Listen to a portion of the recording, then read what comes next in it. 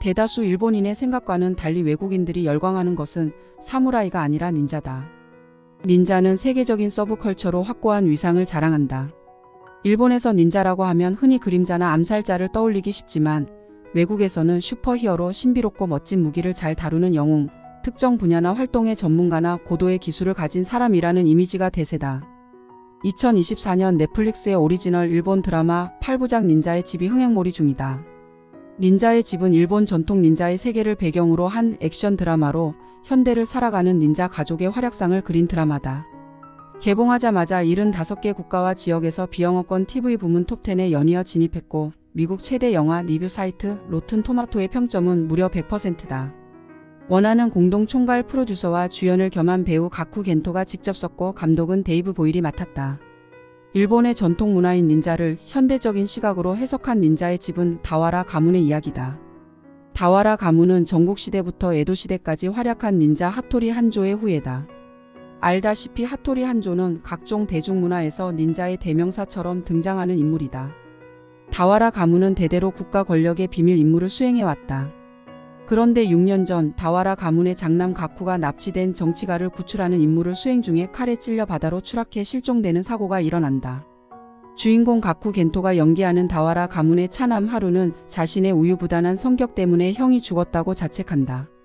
그래서 가업인 양조장을 잇는 대신 자판기 음료를 보충하는 고된 일을 하고 있다. 트라우마로 사람을 죽일 수 없게 된 닌자가 바로 하루다.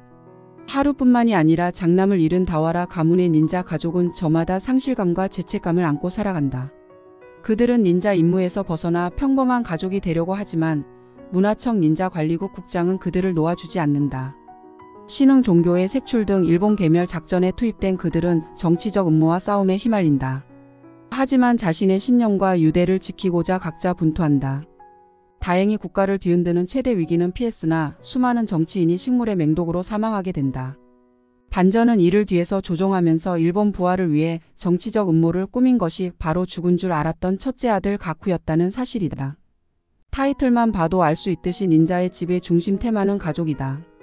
가족을 지키려 하지만 속수무책인 아버지, 닌자 일을 하지 못해 좌절감을 느껴 도둑질을 일삼는 어머니, 무슨 생각을 하는지 모르는 할머니, 가족의 특별함 때문에 고민하는 평범한 막내 아들, 가족의 마음은 갈기갈기 찢겨 있다.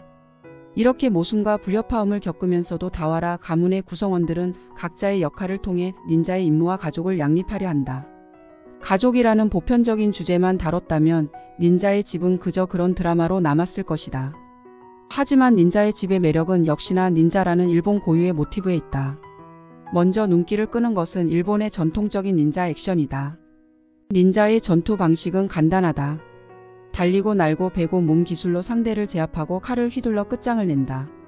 권총도 요술도 현대식 도구도 사용하지 않는다. 데이브 보일 감독은 닌자의 인내에 주목했다고 한다. 닌자는 고기도 먹지 않고 술도 마시지 않는다. 연애조차 금지되어 있다. 드라마에서는 항상 인내하고 숨죽이며 주인의 그림자로서 암약하는 닌자의 비애가 클로즈업된다. 권력에 휘둘리는 운명 속에서 닌자의 슬픔과 정의와 저항이 빛을 발한다. 닌자의 집에는 경제와 생활에 대한 불안 속에서 컬트적인 신흥 종교가 세력을 키우거나 정치권의 침체가 더 큰 불황을 불러일으키는 일본 사회의 움직임이 잘 드러난다. 표면적으로는 가족의 단합과 유대를 그린 것 같지만 사실은 사회적 불공정을 고발하는 정치적인 메시지가 다분하다. 일상의 고단함에 묻혀 조용히 숨어 사는 닌자는 어쩌면 열심히 살수록 가난해지는 현실 속에서 숨죽이고 사는 일본 국민의 메타포인지도 모른다.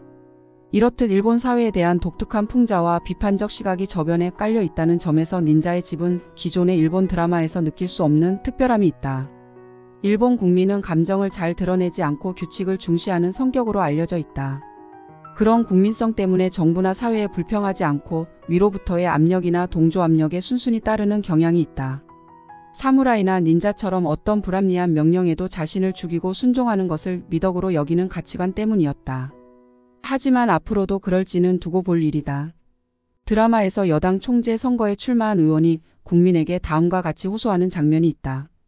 경제 대국으로서 열강의 위협이 되던 시대는 이미 끝났습니다. 그저 현실을 받아들이고 납득한 척 살고 있었지만 그것은 퇴보일 뿐입니다. 이 말이 드라마에서는 닌자들의 의식개혁을 의미하지만 현실에서는 경제 침체가 국민의 소극적인 자세에서 비롯되었다는 지적으로 읽힌다.